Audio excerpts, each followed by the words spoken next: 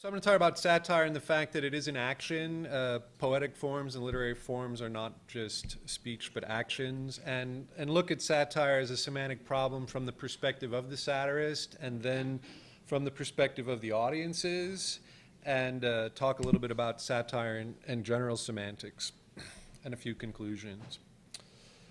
So a few definitions first. I mean, I have a dictionary definition of satire up there: the broad use of humor, parody, and irony to ridicule a subject. And political criticism is a key component of it. But I like the second definition a bit better, that it's a rhetorical strategy in any medium that seeks to wittily provoke an emotional and intellectual reaction on a matter of public significance, because it's in any medium. I don't think of satire as being in a satire ghetto. You know, it's a mode that can operate in serious works or in any kind of work, and that's an important thing to keep in mind.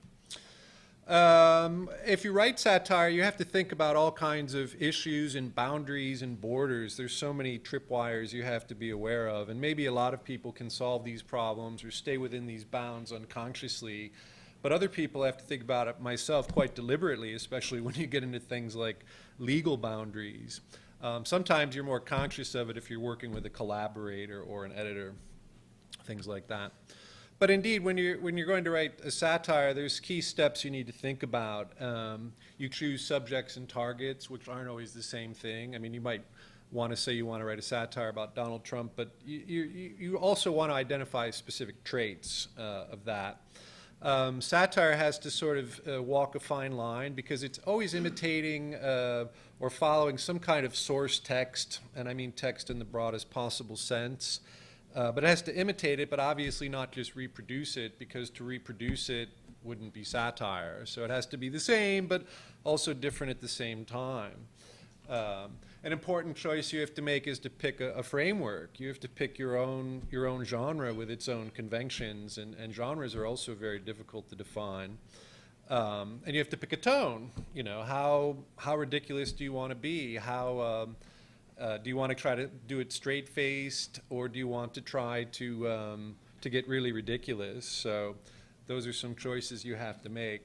So I'm always wondering, what am I allowed to say legally, morally, aesthetically, right? There's freedom of speech, but it's not an absolute thing. I mean, not only can you not yell fire in a crowded theater, but you might be living in North Korea, or even in Germany. We found recently that a satirist is facing legal sanction for his work, so you have to be aware of that. And I find it remarkable that satires, it's sort of it has a special dispensation to say things that you're not normally allowed to say. And that does put satire right on the boundaries of freedom of speech. It's in the front lines of what's acceptable to say or not. And you also always have to be aware of time binding in the past, because you want to be original, and to be original you have to be aware of what was said before you, and that's a big pressure as an artist, is to always want it to be original. And you also have to beware of the effects, because there's been a lot of backlash against satires recently with Charlie Hebdo, or the interview thing, or the Bonemann affair, the German satirist who's recently gotten in trouble over it. Quote from Gary Trudeau. But the limits take different forms, and not only the limits I mentioned before, but even things like political correctness, or some satires hit boundaries of pornography, vulgarity. You might hit a limit of how far you can go before you provoke physical retaliation, which even happens. Some satirists piss people off so much that they just want to be, they get retaliation. So anyway, but another boundary, one of the first ones, legal boundaries to talk about is what can you do in terms of libel and emotional distress. So there was a famous, it went to the Supreme Court case. Jerry Falwell sued Larry Flynt in, I think, 1988 for running this ad, and it's a mock Campari ad. And in it, Jerry Falwell is talking about the very first time he had sexual intercourse, and it was with his mother, and it was in an outhouse. But Jerry didn't know if it smelled bad because of his mother or because of the outhouse. Yeah, so it's really harsh, and Falwell sued, and in the lower court, they actually found for Falwell for intentional infliction of emotional distress, that Flynt and Hustler were really just trying to ruin Falwell's life or whatever, or just make him very unhappy. But it went to the Supreme Court, and they actually overturned the lower court decision, saying that as long as a reasonable person doesn't interpret the slide I showed before as being factual, then it doesn't count. It's not intentional infliction of emotional distress. So Flynt won his case, and Flynt and Falwell actually became friends out of the deal, which, if you imagine two people so different, so satire can really bring people together. Yeah, share the love, right? No, but another limit you always have to worry about is fair use, and fair use comes up all the time in things like, J.D. Salinger's letters when somebody wanted to quote them extensively in a book. But it comes up with parody and satire a lot, because if you're starting with a source text, say a Disney movie or something, how much are you allowed to borrow before you're actually taking away some of the value of the source work? And in copyright law, they look at these four factors: the purpose and character of the use. Is it for educational purposes, for example? In that case, it's more tolerated by the court. And how commercial is the copyrighted work, and how much did they borrow? But you always have to be aware of this. And there was a case with the Campbell case, and this was in the 90s, and Two Live Crew, a rap group, was trying to borrow Roy Orbison's Pretty Woman. And they didn't get permission to use the melody and make up funny lyrics for it, but they said, hey, it's a parody. We're not stealing Pretty Woman. And they ended up winning their case. But out of that decision there's actually an important distinction in law between parody and satire.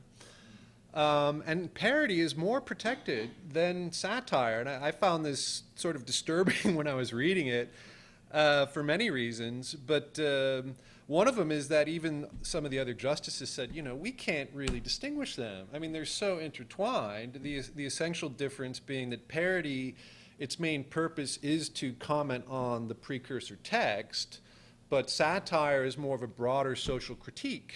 And in that sense, they feel like a satirist doesn't have to slavishly follow the source text, but can bring in all kinds of other texts or other ideas into it. I do stuff like this with Disney movies. I have some samples of them here if you want. Like, I write reviews of movies that don't exist. Disney's 1984. And Disney's The Book of Revelations. And it's a way to make fun of Disney and the Bible at the same time, and other things.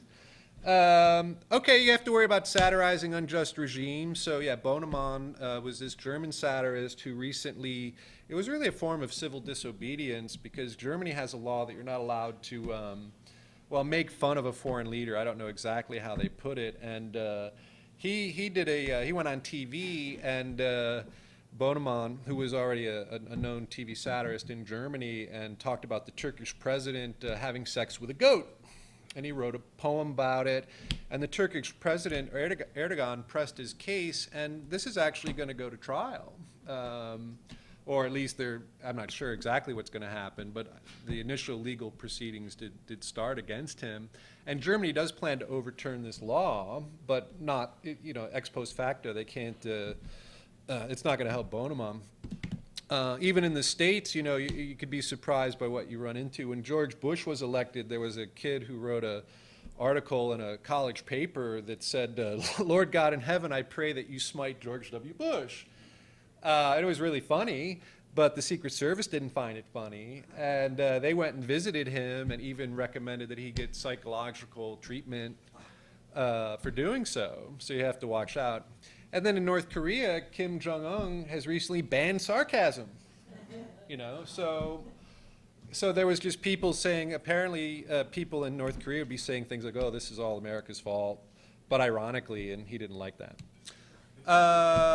So he's just trying to ban it.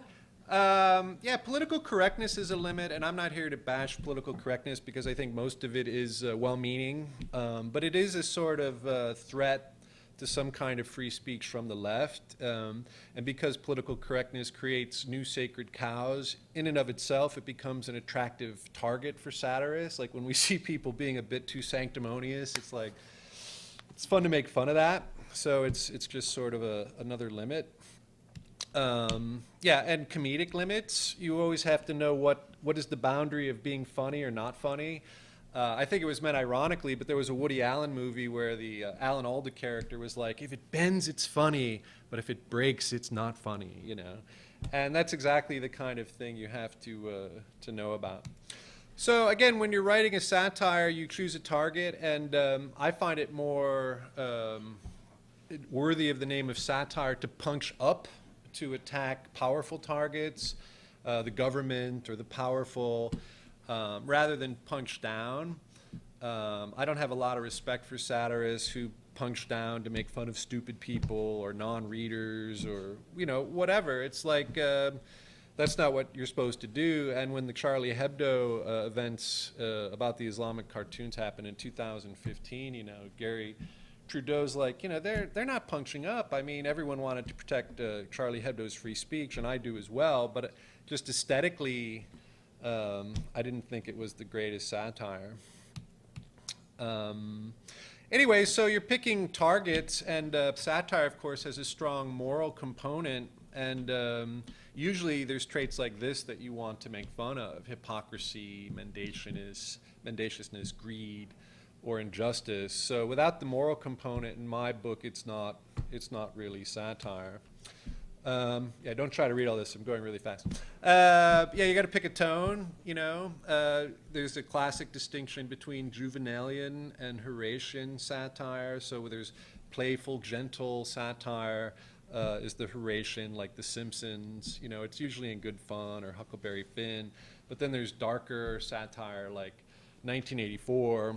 For example, or Fahrenheit 451. And you always have to make a choice if you're going to stick with that tone, or you know, most people don't advise a tonal seesaw, but sometimes you can shift the tone to achieve some surprise effects. Right.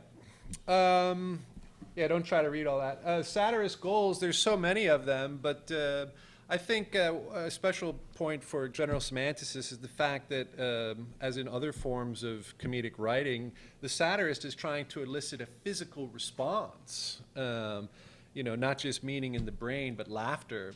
And that's often the best source of persuasion, or the best way to persuade. Like Mencken says, one horse laugh is worth 10,000 syllogisms, which I think is true. We like to think we're rational beings, you know, being persuaded purely by logic, but I think most people make up their mind instinctively and then rationalize it later. But yeah, you want to point out as a satirist injustice. I think there's also a really hopeful and progressive background to being a satirist, that you think you actually can improve human nature. So there's something progressive and hopeful about that by moving the needle on what society thinks. But often all a satirist wants to do is create ambiguity or ambivalence. Like if there's accepted norms of a society, you just want to destabilize it. It's not about wholesale moral change or something. But looking at the satirist goals, I don't like the last point where there's some people who call themselves satirists, but they're really trying to play a hoax. They're not trying to be discovered. They're actually trying to trick people, which isn't the same thing to me. Ultimately, you want to get discovered. Some of the best satires, you don't get it for the first few minutes, and then there's this feeling, oh, something's wrong, you know, as you're abstracting and processing it. But eventually, I want people to get that it's a satire. Yeah, so eliciting laughter is interesting because you're going for a physical response. I thought it's interesting that laughter is not always considered a positive thing by everyone. We can think of more dour times where laughter was associated with foolishness, and even some intellectuals see laughter as things like the mind sneezing. I think that's a memorable expression, or the hiccup of a fool, or laughter speaks of a vacant mind. And I don't share these sentiments, but some people associate laughter with just being childish or whatever. So Again, from the satirist perspective, one of the main goals is to convey a moral, usually not explicitly. I think that's worth saying. They're not usually going to spell it out for you like an Aesop fable or something, but it's there. Yeah, I was looking at some of the motives of the satirist here. One of them is not so noble, but to just appear witty and clever. Isn't that great if you seem witty and clever? But that's often the goal. So that itself isn't worthy of a lot of praise. It's a bit egotistical. Okay. I list some of the satirist techniques here, but I think they're known to most of you. The different flavors of irony, especially, are the different techniques. Feigning ignorance is a good one. That's sort of a classic form of irony that even the Greeks were aware of. Using understatement and overstatement. One of my favorite is reductio ad absurdum, just taking some trait or idea and then pushing it to its logical conclusion to make the person seem ridiculous. So yeah, the satirist has a sort of uneasy relationship to the truth. It's like in that movie V for Vendetta where they talk about artists using lies to tell the truth. I think that's true of satirists as well, because they're not just speaking the truth. It's it's around the truth. It's understatement. It's overstatement. It's things like that. Right. So one technique, again, that I'm not so fond of is sarcasm, right? It literally means to tear the flesh. And it's so common now, sarcasm, if you look at how people talked a long time ago versus how people talk today. And some people are basically being sarcastic all the time. So much so that when I read Tom Wolfe's novel, it's probably been out for like 15 or 20 years now, I Am Charlotte Simmons, the characters there actually had levels for sarcasm. Sarc 1, Sarc 2, oh, you're doing Sarc 4 sarcasm, which is really vicious. So just like you need a lot of words for snow if you're an Eskimo, if you're a college student, you need, well, not multiple words, but at least levels of sarcasm. There's a lot I could say about genre, but I think I have to sort of skip over it. The most important thing to know, I think, is that it's so hard to define what genre is. Like, there's not always clear boundaries. But often you can get a good effect from, say, the collision between disparate genres. Like if the musical, The Book of Mormon, that the South Park guys wrote, just the fact that it is a musical and the distance of that from the seriousness and somberness of the Book of Mormon text, that collision of different genres is itself funny. Like I said earlier, I don't think of satire as something that should be in its own section of the bookstore per se. I mean, some things clearly are, but many of them it's just a mode in many other genres. Yeah, here's a slide where I just talk about some traits of that you often see in satire and in some related fields or related genres. Because with just a little twist, 1984, is it a satire? Is it more of a utopia dystopia, or is it almost science fiction? Which itself is very close to utopia dystopia, and often has satirical elements. It's very hard to distinguish these things. They have elements of all of them. I can't talk about all the genres, but one of my favorites is the Borgesian satire. Borges said, why should anyone write a full work if it takes 10 years and 800 pages if you can write a summary of it in 500 words and write a commentary on books? And that's what I try to do with my Disney movies or other stuff that I write. I create fake texts. Satires also has a relationship to prophecy. Some satires from hundreds of years ago have proved to be prophetic because they're taking current trends and extrapolating them. And because they're extrapolating them, they often prove to be prophecy. I wrote one once called A Modest Proposal to Turn Shopping Malls into Prisons a long time ago. And later I read that in Uruguay they had actually done the opposite. They had turned a prison into a shopping mall.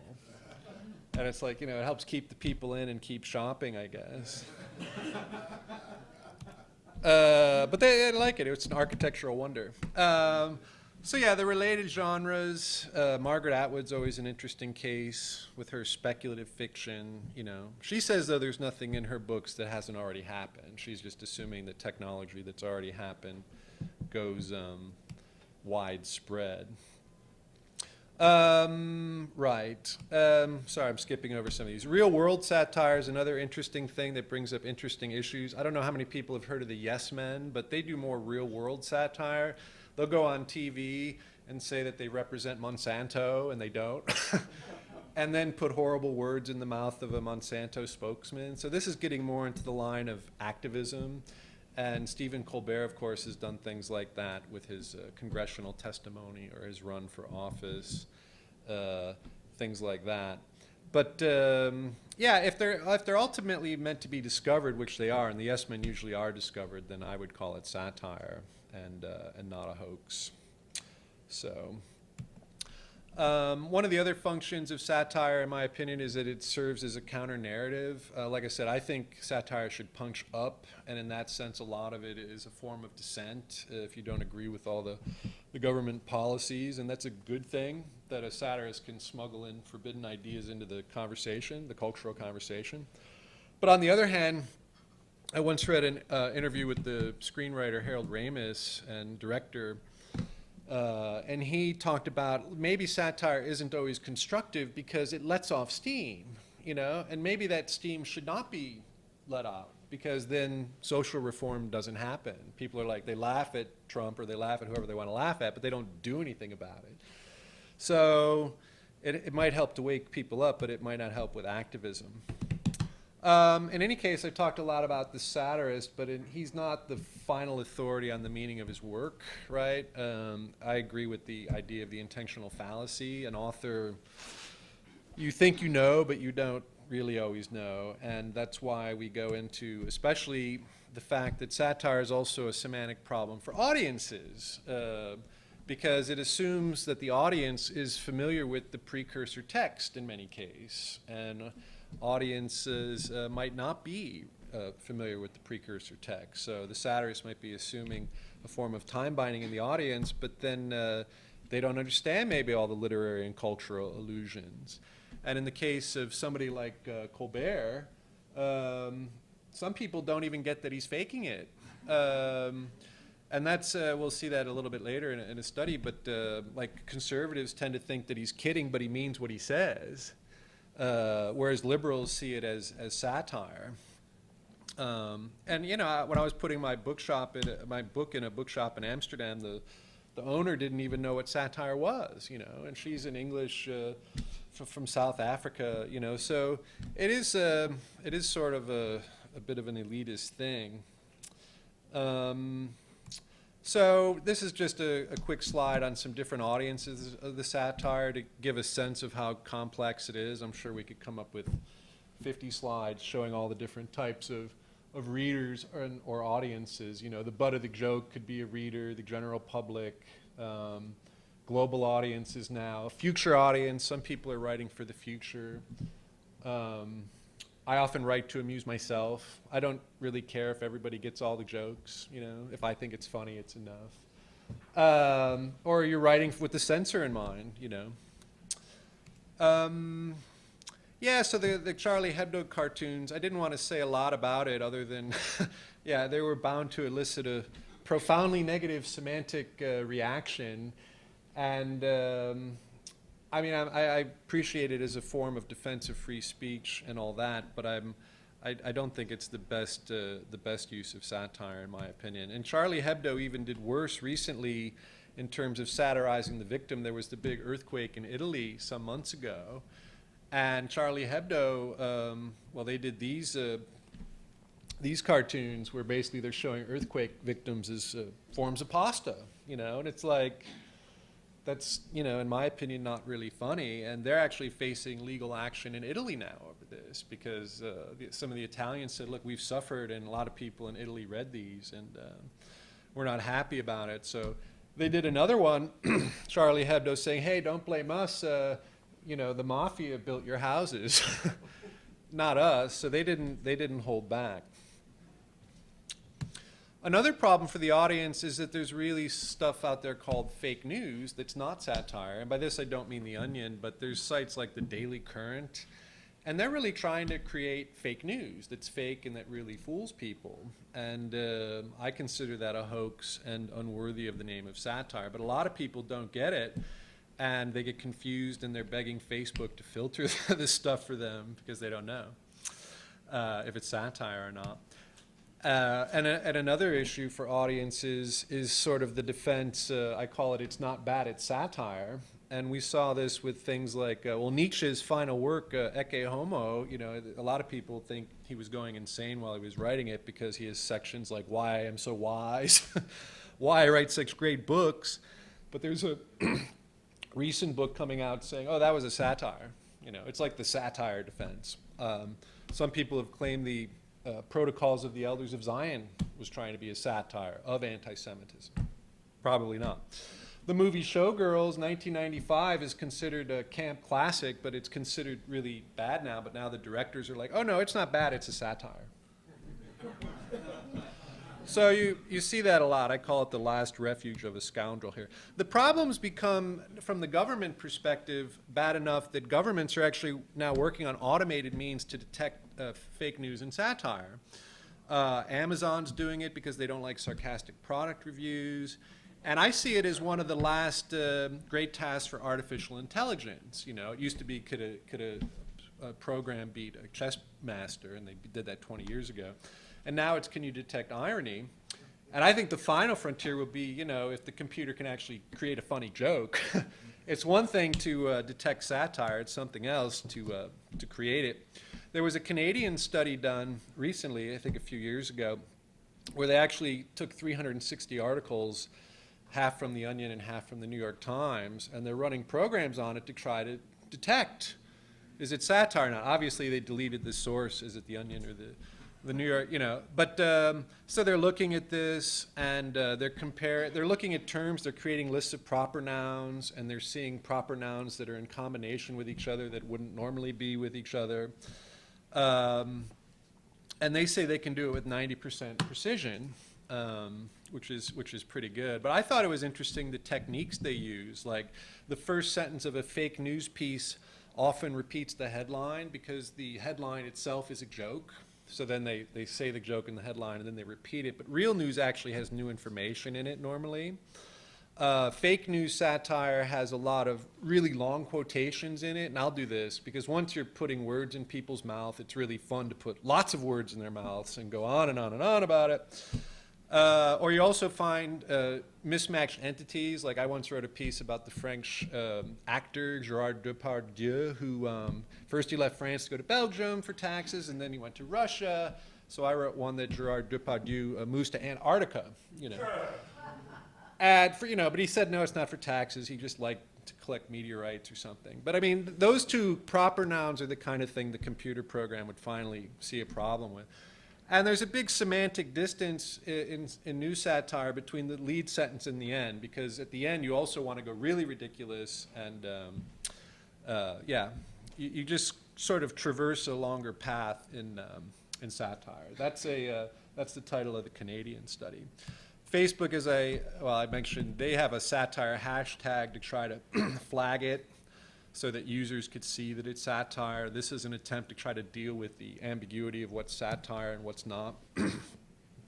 I like to point out it's not that new, though. Like there was an irony mark proposed in 1688, as far back, and several ones, 1899.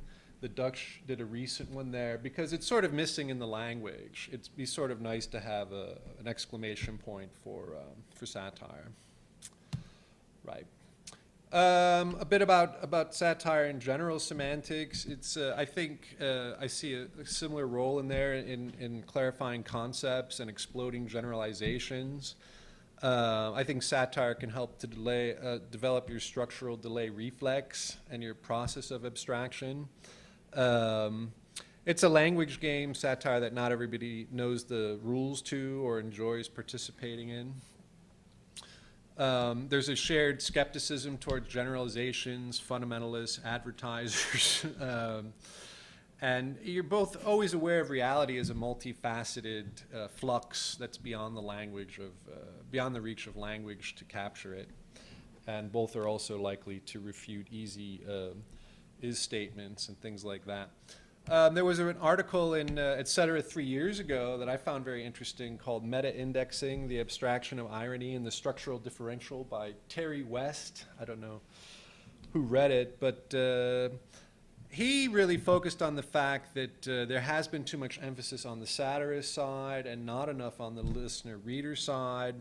And he gives the example of Colbert and how people just react to it so differently. So there's so much going on in the reader's imagination that you have to look at that. He does point out, as I did earlier, that you have to, you can never pretend that you can get to the final end meaning of any work. And I was happy to see that there. And he proposed something called meta-indexing, because for him, things like what Colbert does is so difficult to capture that he proposed something called meta-indexing, so you could sort of flag the whole phenomenon as being not straightforward and not what it seems to be. So I think I just want to look at our conclusions. I'll skip some of those. So I tried to point out some of the lines. If I was a better artist, I would have shown the poor satirist trapped on all sides by lines, worrying about which lines he had to cross or not cross. We